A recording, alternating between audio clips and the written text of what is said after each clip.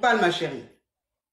Ma coach, le mari de ma mère m'a enceinté et Attends, attends, attends, attends. Le mari de qui? le mari de ma mère m'a enceinté.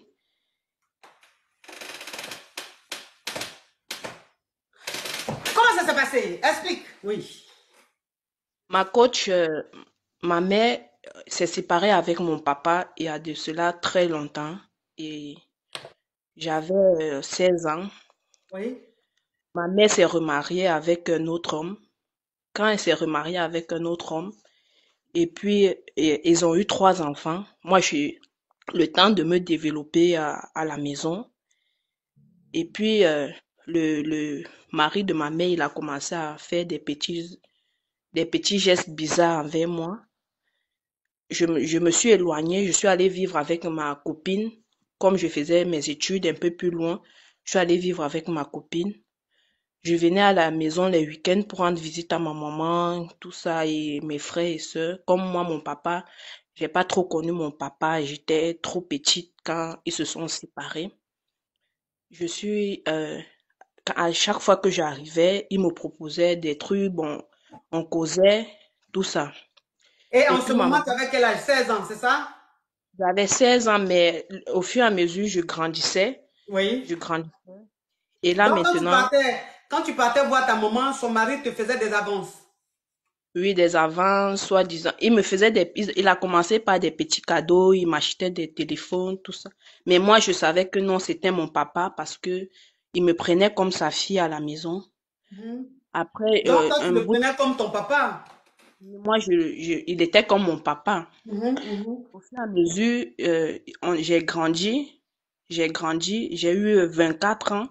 Quand mhm. j'ai eu 24 ans, c'est là où le monsieur, il a commencé à accélérer les choses. Mhm. Il a changé de pays. Je veux pas dire le pays. Non, faut pas dire, oui. Il a changé le pays. Moi aussi, je suis venue dans le même pays que lui. Et arrivé dans le même pays, c'est lui qui m'a accueilli. Ma maman, elle n'était au courant de rien, tout ça. Et on a commencé à vivre. Je vivais comme sa fille, j'allais faire mes cours, tout ça. Et puis, Donc, euh, attends ma chérie. Je vais récapituler pour que les caviars puissent vraiment suivre l'histoire. Ta maman s'est séparée de ton papa, tu étais très jeune. oui, Voilà. Et toi, tu vivais, je crois, chez quelqu'un, un tuteur ou une tutrice, c'est ça? je vivais avec ma maman. Oui. Je vivais avec ma maman, mais à l'âge de 16 ans, comme j'ai vu le monsieur, le mari de ma mère, il était en train de faire, il commençait déjà à me déranger. J'ai décidé d'aller vivre avec ma copine. D'accord, oui. Avec qui? Ma copine, l'une de mes copines, qu'on Ok. faisait des cours ensemble. D'accord. Donc, ça veut dire que ta maman s'est séparée de ton papa, tu étais très jeune. Et tu vivais avec ta maman. C'est-à-dire que c'est ta maman qui a eu ta garde. Sauf que ta maman s'est remariée. Et tu as grandi et son mari avait des attitudes un peu bizarres. Ma Et coach, il commençait à insister. Jusqu'à tes 16 ans, tu as quitté la maison. Tu allais vivre avec ta copine. coach. Oui. Maintenant, quand tu allais vivre chez ta copine, tu venais de temps en temps voir ta maman. Et quand tu venais, il n'arrêtait pas de te faire des avances. Il t'offrait des cadeaux et tout ça. Oui, ma coach. Sauf qu'il a été affecté une autre ville ou un autre pays. Notre pays, ma coach. Il est allé Il a dans, été affecté d'un autre pays. Et toi, oui, tu t'es retrouvé aussi dans le pays là. je me suis retrouvée dans Et le pays. c'est lui qui t'a C'est hébergé. lui qui a C'est lui qui m'a hébergé, puisque c'est lui qui a financé chez ma maman. Il a envoyé l'argent à travers ma maman pour que ma maman puisse me faire voyager pour continuer mes études dans le pays. Donc, c'est Je ta suis maman à- qui a voulu que tu vives chez son mari. Oui, quand je suis Mhm. arrivée dans le pays, ma maman a voulu que je vive chez lui. Comme je venais juste d'arriver, je ne connaissais personne. Ma maman a décidé que je vive chez lui. Mhm. Quand je suis arrivée chez le monsieur, il m'a laissé le temps, juste un mois. Et puis, il a commencé à me faire un petit chantage. Et puis, j'ai cédé au chantage. Et Et voilà, le chantage, c'était quoi?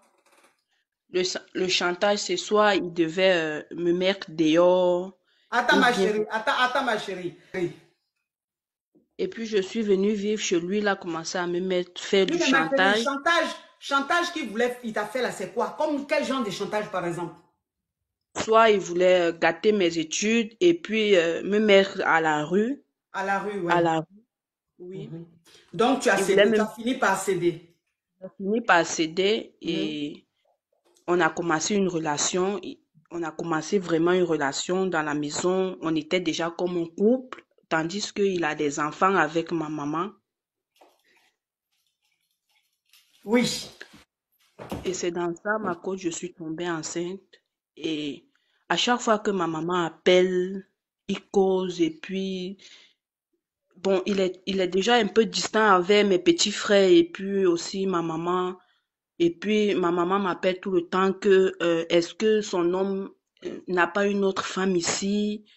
Est-ce que son homme, je dis non, il est là, il travaille et puis il a trop de Donc, travail. attends ma chérie, la partie là, je vais récapituler. Ça veut dire que quand ton beau-père a commencé à te faire du chantage, il t'a dit que si tu n'acceptais pas, il allait te mettre dehors et qu'il n'allait plus financer tes études, tu as cédé. Ça veut dire que tu as commencé à mourir avec le mari de ta maman. Oui, ma coach. Et finalement, vous êtes devenus comme un couple. C'est-à-dire comme deux personnes mariées dans la maison. Donc, tous les jours, tu dormais avec le monsieur dans son lit. Oui, ma coach. Ok. Jusqu'à quand tu es tombée enceinte du mari de ta maman. Et quand ta maman t'a appelé pour mener un peu des enquêtes pour voir si son mari était fidèle, tu lui disais non, il est sérieux, il est fidèle, il finit de travailler, il rentre à la maison. Ma coach. Elle, c'est pas que c'est à sa rivale, même elle est en train de parler. Non, ma coach, elle sait pas que je suis même enceinte de 8 mois de, du père de mes petits frères, de son mari, ma coach. Ils sont mariés et ils sont légalement mariés, ma coach. J'ai voulu, le monsieur m'a dit que il va envoyer Non, ma ma chérie, photo pas dit chez si les, j'enlève, pardon, faut pas dire les mots comme ça là. TikTok n'aime pas ça. que si Faut dire si j'enlève, j'enlève, oui. si j'enlève, il va envoyer ma photo chez un de ses praticiens au pays. On va m'assassiner, je sais pas trop les trucs, des pratiques là. Et puis Donc, j'ai dit, ok, ça veut dire, attends ma chérie, on va aller pas à pas, parce que l'histoire-ci, c'est très, très, très, très fort. Donc, ça veut dire que quand tu es tombée enceinte du mari de ta maman, tu lui as dit que tu ne pouvais pas laisser. Il t'a dit, si tu enlèves, lui il va prendre ta photo, il va envoyer ça chez son marabout. oui, Et le marabout va faire les trucs là-bas, toi tu vas déjà. C'est-à-dire que tu vas déjà. oui, ma coach. Oui, oui ma chérie, oui. Et puis j'ai gardé l'enfant. J'ai gardé la grossesse. Et puis j'ai annoncé à ma mère que j'étais enceinte. Ma maman m'a demandé, elle m'a pas posé trop, elle n'est pas entrée sur les détails du père. J'ai dit, comme je suis dans un pays étranger, j'ai dit, c'est un Whitey comme ça, mais on est ensemble. Donc, ça veut dire que quand la grossesse a commencé à évoluer, tu étais obligé de dire à ta maman que tu es enceinte. Et ta maman t'a demandé qui t'a enceinte. Tu dis non, que c'est un Whitey, que c'est ton petit ami, c'est un Whitey. Oui, ma coach. Oui. Et là maintenant, ma coach, je sais pas quoi faire avec ma mère, puisque là maintenant, son mari ne s'occupe plus d'elle, de mes petits frères. C'est un peu d'argent qu'il me laisse à la maison, que je prends pour envoyer à mes frères pour qu'ils puissent la location, tout ça. Et ma coach, je sais pas.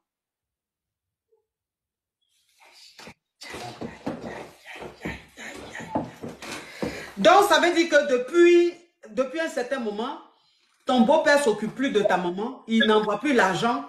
C'est toi-même l'argent qui te donne là. Tu prends dedans et puis tu envoies à ta maman pour s'occuper un peu de tes frères et sœurs. Oui, ma coach. Tu as combien de mois de grossesse? Je suis à 8 mois, ma coach.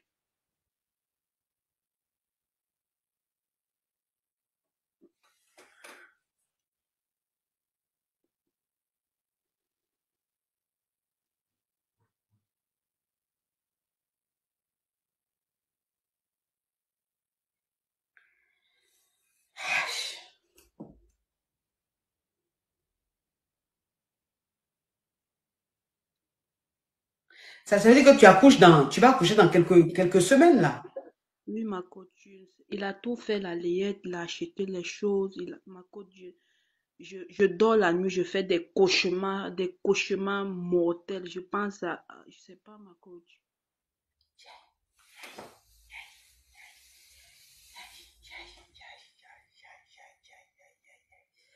Ah, ça c'est fort.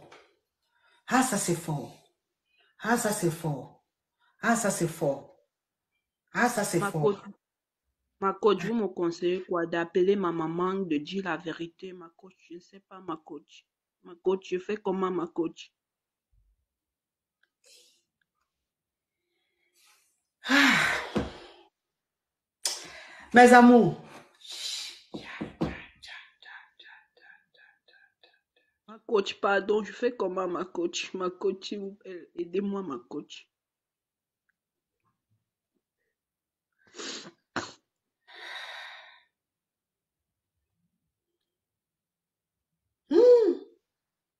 je suis dépassée. Je suis dépassée. Je suis dépassée. Je suis dépassée. Là, c'est un dégât, mais c'est tellement grave que j'ai pas de mots. J'ai pas de mots. J'ai pas de mots. C'est trop fort. C'est trop fort. C'est trop fort. C'est trop fort. C'est trop fort. Aïe. Déjà, bon, dans un premier temps, il faut peut-être partir. Aïe, aïe. Et puis, elle est déjà enceinte de 8 mois. Aïe. Bon, les caviars, en fait, franchement, pour la première fois, je ne sais pas ce que j'ai dit. Je suis dépassée. Pour la première fois, là, je suis dépassée. Franchement, je suis mélangée. Peut-être que j'aurai une réponse après, mais là, je n'ai pas de... Je suis choquée, en fait. Je suis choquée. Donc là, je n'ai même pas... On dit, elle doit partir tout dire à sa mère. OK. Donc, OK. Les caviars sont en train d'écrire. Je vois en commentaire, je vois beaucoup de commentaires. Les caviars qui disent, il faut tout avouer à ta maman. Il faut tout dire à ta maman. Je vois des caviars écrire. Ou bien les caviars, vous voulez que je vous prenne pour donner votre point de vue, je ne sais pas. Je vous prends, vous voulez monter pour dire, je ne sais pas, qu'est-ce qu'elle doit faire? Non, vous ne voulez pas monter? D'accord. OK. OK. OK, on dit d'informer ta mère, ma chérie. Il faut informer ta maman. Ma coach, je commence comment pour informer à ma maman, ma coach? Je commence comment? Je ne sais pas comment commencer pour une telle histoire, ma coach. Chiche. Alors? Coach. Bonjour ma coach. Oui. Oui, vous êtes en live sur TikTok? Oui. D'accord. Bon, on a écouté l'histoire de la fille et il y a quelqu'un qui demandait de lire les commentaires parce que c'est pas pour dire qu'elle n'est pas enceinte ou quoi, mais bon, c'est vrai que sur ces vidéos TikTok... Oui, mais ma chérie, les gens mettent ce qu'ils veulent mettre sur les réseaux. Il y a des gens qui mettent ce qu'ils veulent mettre et puis les filles, quand elles sont enceintes, elles font plus de publications, c'est les anciennes photos, les anciennes vidéos. C'est pas faux. Voilà, si quelqu'un vient expliquer son histoire qu'on ne croit pas aussi, c'est pas bon aussi. Hein? Non, c'est ça ma Non, coach. ça c'est pas. La dernière fois, l'histoire de Baldé, là, ça nous a servi de leçon. Les gens disaient c'est faux, alors que la femme c'était vrai. Donc, il faut qu'on croie quand même à ceux qui viennent parler de c'est important. C'est pas faux. Ma coach, je peux mettre la vidéo si ça ne vous dérange pas. Elle doit être vraiment traumatisée de l'histoire, mais en tant que... Elle dit elle peut mettre la vidéo. Elle dit, attends ma chérie, il faut mettre la vidéo ma chérie. Elle dit elle peut mettre la vidéo. Mais ma chérie, il ne faut pas mettre vidéo là, pardon. Faut pas mettre vidéo là. Ma coach, je peux. D'accord, ma coach. Faut pas mettre. Oui, attends ma chérie. Faut pas mettre la vidéo parce que les gens vont prendre, ça va faire le tour du monde.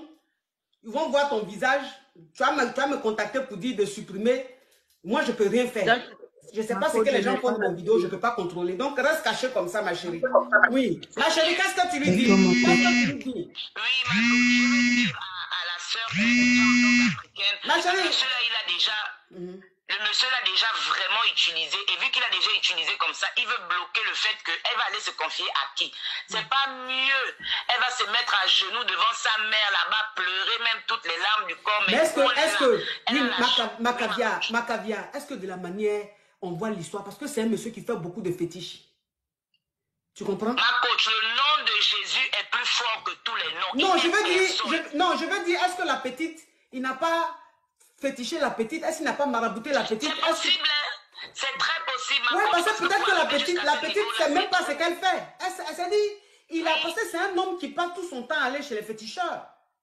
Voilà pourquoi elle va aller pleurer chez sa mère. Peut-être la mère va l'amener, même si c'est pour faire les prières sur le pasteur. Une mère qui a le cœur, elle va comprendre pourquoi une fille qui a tout son sens va aller sortir avec l'homme de sa mère. C'est quelque chose de grave qui est arrivé et ce n'est même pas qu'elle voulait. Elle a été manipulée. Oui, son sauveur là, c'est sa mère.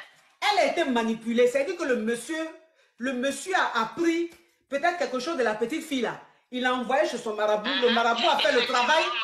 Le marabout a fait le travail. La petite fille, c'est même plus, elle ne savait pas ce qu'elle faisait. Parce que pourquoi? Effectivement. Et ma coach, en tant qu'Africain, on entend beaucoup les affaires de beaux-pères qui veulent sortir avec les enfants de leur femme là.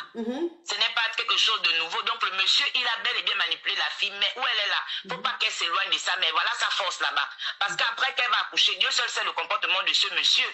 Donc c'est mieux qu'elle retourne vers les siens. Elle retourne vers les siens et elle va pleurer là-bas. La mère ne peut pas la jeter. D'accord, merci ma chérie. Comme il y a beaucoup de personnes qui veulent intervenir, on a compris ce que tu voulais dire. Mais bisous ma chérie. Oui.